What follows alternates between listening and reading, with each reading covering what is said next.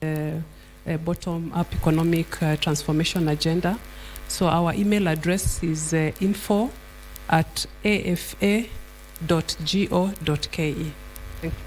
Thank you, Ms. Wale. Yeah, I wanted to contribute to the question about low productivity, but because of time, I'll just summarize. I believe there are aspects of risk that are associated with value addition, which sometimes the people involved in producing this value addition are afraid of taking. So when we, like programs like BioInnovate Africa, the collaboration aspect actually support in mitigating this risk. We also have issues of capacity building, lack of capacity building, but with collaboration between the academia, the government and private sector, that can be worked on and contribute to the high production of the value addition. Other than that, I just want to mention that it's through this collaborative and partnership efforts that this year we will have Global Bioeconomy Summit 2024 for the first time held in outside Europe. So it will be held here in Kenya, Nairobi on 23rd and 24th October. This is a really high-level international gathering of leaders from all sectors because bioeconomy is cross-sectoral. So I'd like to take this opportunity to invite you to the Global Bioeconomy Summit 2024, and that will be held in Nairobi at Safari Park. Please check the BioInnovate Africa website to find out more and to register for this event. Thank you. Thank you. Mine is to continue exploring the value addition. We need to continue partnering with other stakeholders in sharing technology, sharing the modern markets, pulling resources together, and also capacity building in the areas that we operate. Thank you. Thank you, Chair. Allow me just to summarize with answering one of the questions about the glut in production. For tea sector, I think the challenge will be different because there's an overproduction of tea. The government has given subsidized fertilizer to the tea farmers, and through other agronomical good practices being done, there is a high production.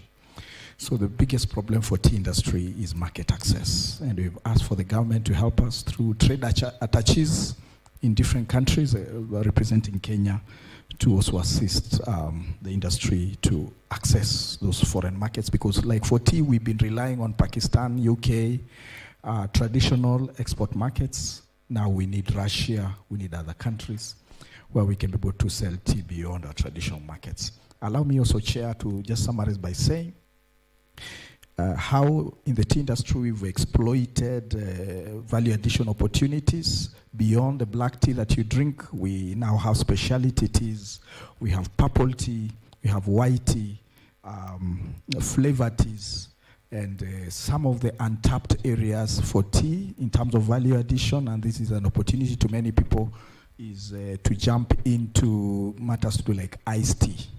I mean, I'm sure for iced tea, something that can very do well. And tea can also be used in shampoos, can be used in making wine, and quite a number of areas that tea can also be used. These are untapped areas that we are still working to be able to exploit.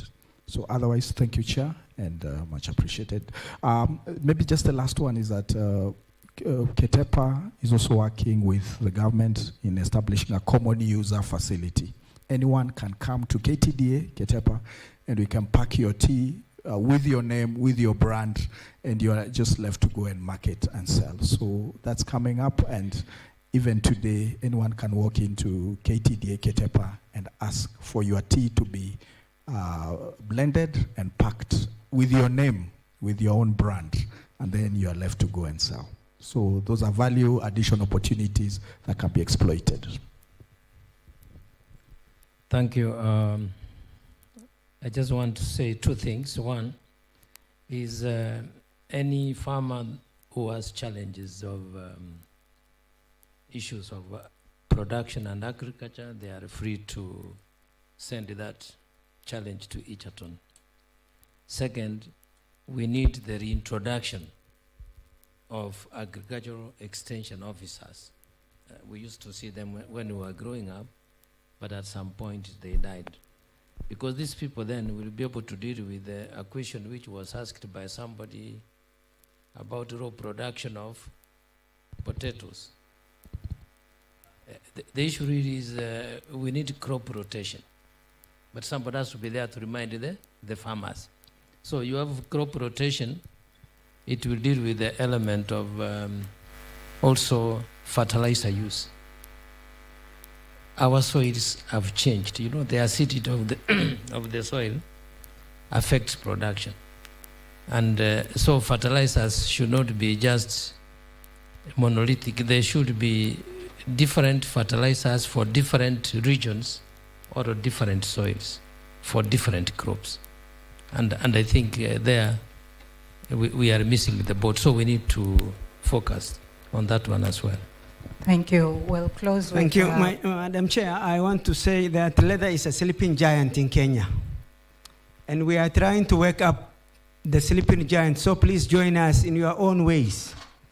In this regard, with the help of KIPPRA, the people who have brought us together here, we have developed the first Kenya leather development policy.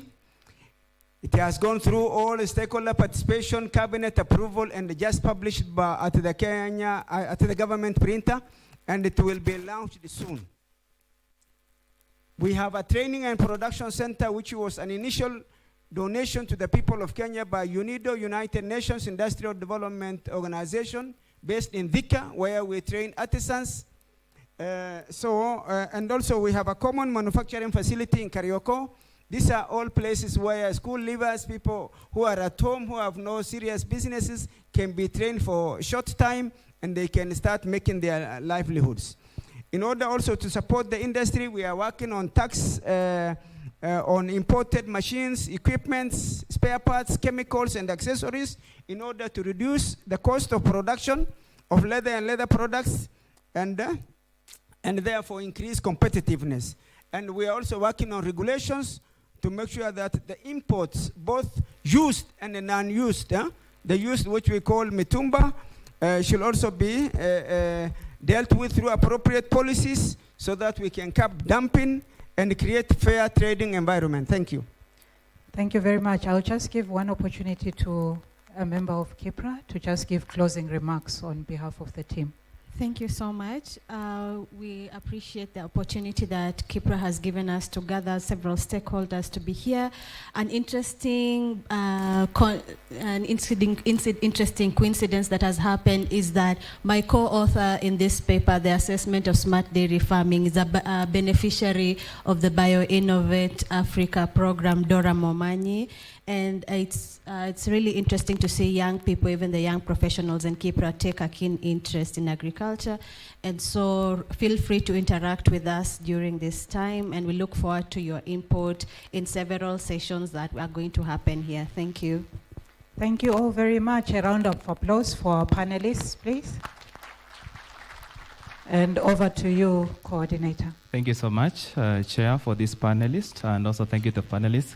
Kindly, I request you perhaps you can now leave the stage. So I don't want to take much time. I know we had a very diverse kind of panelists here for the wonderful session, so I will not do the recap, but I will say that technology is very key when it comes to the issues of livestock production and crop production, and of course issues of research is very important.